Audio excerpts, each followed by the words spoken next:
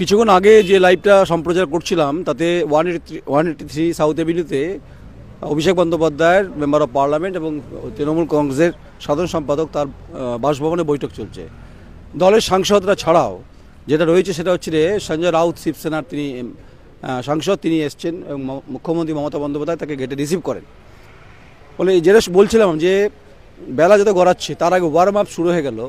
দলের সাংসদদের সঙ্গে যে আলোচনাটা তো চলছেই এবং এর বাইরেও যে শিবসেনা যেহেতু মেজর পার্টনার ইন্ডিয়া জোটের, তারা বিলং করছে মহারাষ্ট্র থেকে, সেই জায়গায় দাঁড়িয়ে সঞ্জয় রাউতের উপস্থিতিটা আজকের বৈঠকেও গুরুত্বপূর্ণ।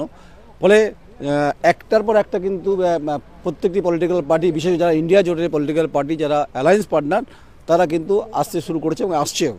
এটাই খুব ইন্টারেস্টিং যে মমতা বন্দ্যোপাধ্যায়ের বৈঠকের বাসভবনে, অর্থাৎ অভিষেক বন্দ্যোপাধ্যায় বাসভবনে, যেখানে মুখ্যমন্ত্রী মমতা বন্দ্যোপাধ্যায় ইন্ডিয়া জোটের শরিক, মেন শরিক, প্রধান শরিক, তার ডাকে একের পর এক তাদের যে সহযোগী দল তারা এসে দেখা করে যাচ্ছেন। কারণ আসল বৈঠকটা হবে তো পাঁচতারা হোটেলে, সেখানে সিট শেয়ারিং নিয়ে আলোচনা, যেটা শুরুতেই বলছিলাম।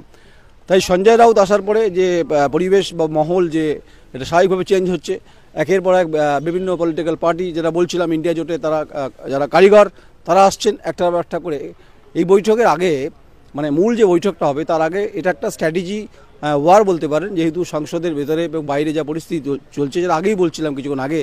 তাই শিবসেনাও আদৌ মমতা বন্দ্যোপাধ্যায়কে মুখ করতে চাইবেন কিনা এটা নিয়েও আলোচনার বিষয় থাকে, সিট শেয়ারিংয়ের ব্যাপার আছে। কিন্তু যেহেতু মোদি বিরোধী যে মুখ এই মুহূর্তে মমতা বন্দ্যোপাধ্যায় বারবার করে যেটা বলার চেষ্টা করছে তৃণমূল কংগ্রেস, কারণ সাম্প্রতিক 4 রাজ্যের নির্বাচনে 3টে রাজ্যে বিজেপির জয় এবং সেখানে সেই জায়গাতে কংগ্রেস ব্যাপকভাবে মুখ থুবড়ে পড়েছে।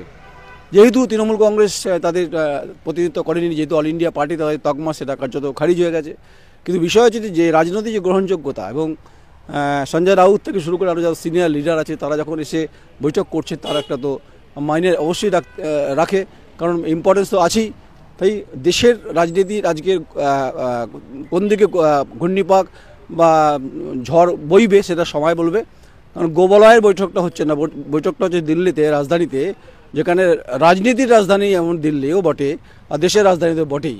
তাই টোটাল ফোকাস, মূল ফোকাস হচ্ছে একদম 183 সাউথ এভিনিউর দিকে, মমতা বন্দ্যোপাধ্যায় দিকে তাকিয়ে আছে পশ্চিমবঙ্গের তাদের দল এবং হচ্ছে আপামর পলিটিক্যাল সিস্টেমের সঙ্গে যারা রয়েছেন। সঙ্গে থাকুন, দেখতে থাকুন thequery.com। আমি নয়ন রায়, আমার সহকর্মী সমিত অপাদার, 183 নম্বর সাউথ এভিনিউ, নিউ দিল্লি। নমস্কার।